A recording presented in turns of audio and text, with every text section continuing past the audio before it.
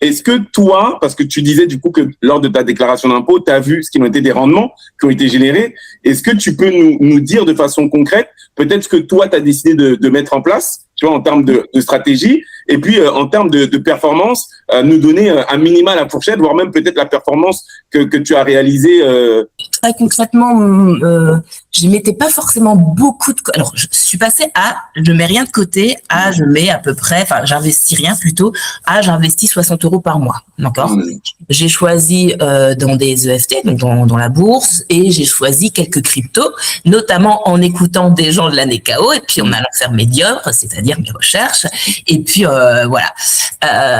Donc, sur la crypto, pour l'instant, ça n'a pas été très probant, mais je parle d'un investissement sur un an. J'en ai pas fait 50, hein, évidemment, un petit peu de Bitcoin, c'est la base, hein, j'ai bien compris. Mais voilà, non, c'est plutôt sur les EFT où tout d'un coup, tu mets un peu d'argent de côté, puis au bout d'un an, tu te retrouves avec des rendements à 7 ou 10%. Et là, tu te dis, voilà, avant-hier, 7%. Donc, parce qu'il y a des choses qui ont augmenté.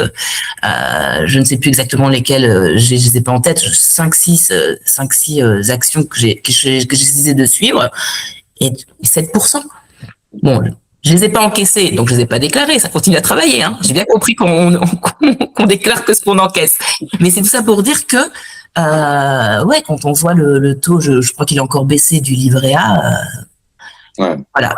Après, je suis pas très au fait et très de quel est le bon moment pour retirer. Ça, j'ai pas encore réfléchi assez à ça, mais en tout cas pour l'instant ça dort et je trouve que c'est sympa que ça dorme comme ça, quoi. Bien sûr. Alors l'idée c'est effectivement de distinguer les marchés dits financiers et crypto-monnaies. Pour être très clair, aujourd'hui sur ce que tu disais quant au marché financier, quand tu parles de 7%, oui, le livret, il a 1,4%. Alors, on parle, on est quasiment à 6 fois, du coup, ce que t'aurait donné un livret A classique par rapport, en fait, à ce que tu as mis en place. Et sur la dimension crypto, parce que tu disais effectivement que tu parles un petit peu avec les gens du groupe, etc. Nous, notre stratégie, elle est très claire. On est effectivement plutôt sur le fait d'avoir à vous orienter sur une stratégie classique sur les crypto-monnaies. Là où dans le groupe, des fois, il y a des gens qui ont été dans des zones dites exotiques. Ceci dit, c'est très fort que tu sois amené à reporter la différence qui peut exister entre ce qu'on peut avoir dans un schéma classique par rapport au livret bancaire et ce qu'on peut avoir lorsqu'on décide d'investir. Parce que nous, on s'était amusé à regarder un petit peu ce qu'il en était. On s'est lancé en avril 2023. On a regardé les chiffres à mars 2026 et sur les marchés financiers, on était sur une performance annuelle moyenne de 16,7%, là où sur les crypto-monnaies, on était sur du 33%. Et c'est pour ça que ça me fait plaisir que tu reportes le fait que oui, en fait, je vois concrètement une différence sur les rendements que je peux avoir sur mes investissements par rapport à ce que je peux avoir sur mes livrets bancaires, et c'est une différence qui est véritablement probante, quoi. Tu vois, est-ce que toi, avant même de rentrer dans cet écosystème, tu avais des doutes sur le fonctionnement ou même la possibilité de travailler à un enrichissement sur l'investissement? Et ensuite, je reviendrai sur ce que tu disais sur finalement quand est-ce que je sors, parce que c'est une question importante.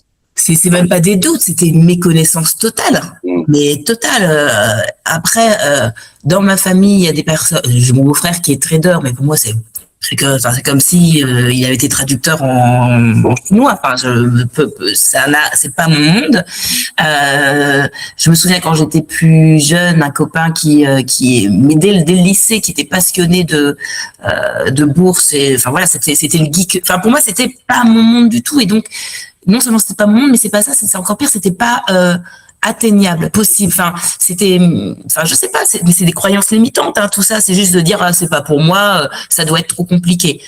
Voilà. Et le fait qu'il y ait cet effet de groupe, d'école, en fait, de groupe, de classe, avec plein de gens qui se décident à découvrir. Enfin, moi, j'adore, tu vois.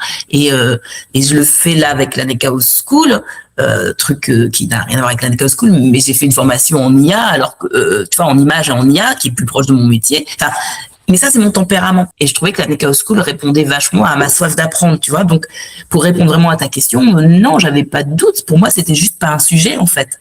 C'était un besoin, oui. Mais je me suis dit, bon, bah, c'est tout, c'est comme ça. C'est pas pour moi, c'est pas fait pour moi, ou je suis pas faite pour ça. Enfin, tu vois. Tu sais, j'aime le fait que tu pointes le fait que c'était que tout ça tenait principalement à un manque de connaissances. Parce que là, je parle pas à quelqu'un qui pourrait avoir eu un parcours atypique dans le sens où, tu sais quoi, moi, je suis sorti, entre guillemets, du cadre classique. On parle, là, je parle avec quelqu'un qui a créé une société, qui a créé des business. Et pourquoi est-ce que je le dis? Parce que l'investissement, c'est quoi? Notamment l'investissement qu'on propose, on a une branche aussi immobilier, mais nous, on est véritablement focus sur la dimension d'investissement sur les marchés financiers et également crypto-monnaies. Investir sur les marchés financiers, c'est quoi? C'est investir dans des boîtes. C'est investir dans des sociétés. Finalement, ça, tu vois, c'est un exemple qui m'a, alors, est-ce que je vais réussir à le reformuler? Cet exemple qui avait été donné dans l'un des ateliers, je sais pas, n'importe quelle marque du groupe LVMH, en disant tu vas consommer, mais est-ce que tu vas investir? C'est vrai.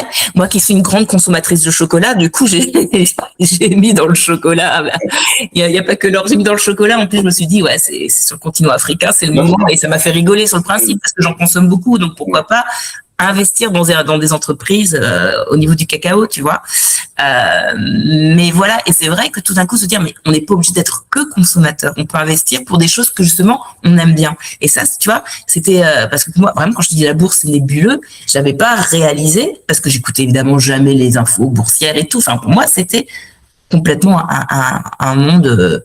Et c'est, tu vois, c'est vraiment un regret qu'on nous enseigne pas ça. Alors après, avec du recul, je comprends que c'est mieux d'avoir un peuple endormi que des gens éveillés, mais ouais, c'est vraiment quelque chose que c'est hyper important. Je pense que qu'il y ait une Nekao School, comment on va dire, primary là, dès 10 ans. Il faut faire ça pour les enfants. Mais clairement, Nekao School. Clairement, parce que tu sais, c'est quelque chose que je répète très souvent, mais il y a 3 typologies de personnes dans cet écosystème qu'on appelle le capitalisme. Et malheureusement, notre communauté n'est massivement que sur la première typologie. La première typologie, c'est les consommateurs. Non. Et les consommateurs, dans cet écosystème, dans 100% du temps, Cynthia, on sera toujours perdant. En fait, si tu n'es que consommateur, tu subis le système. Tu vois? Donc, première typologie de personnes, les consommateurs. Deuxième typologie, ce qu'on appelle les producteurs ou les chefs d'entreprise. Et troisième typologie, ce sont les actionnaires ou les personnes qui vont investir. Et les actionnaires et les personnes les producteurs, donc les entreprises, bénéficient du meilleur de cet écosystème. Parce que quand tu regardes l'inflation des prix que le consommateur est obligé de subir, cette inflation des prix, elle a été dans les poches de qui? Eh ben, des actionnaires. Des actionnaires. Du cash flow, truc que j'aurais jamais pu poser dans une conversation avant. Et en fait, de comprendre ça, tu vois, là, on n'a pas fait un cours d'économie très poussé, mais juste de dire ça, tu vois, ça fait toute la différence. Donc, en fait, il est dans mon intérêt, puisque les vecteurs de profit de cet écosystème capitaliste, ce sont les entreprises, j'ai tout intérêt, du coup, d'avoir mon argent qui est alloué à ces entreprises. C'est ça l'investissement. Tout simplement. Mais tu vois, c'est tout simple. Ouais. On ne nous l'apprend pas. Et si t'as pas cette petite curiosité ou naturelle ou voilà, non, ben tu vas pas vers ça, quoi. C'est ça.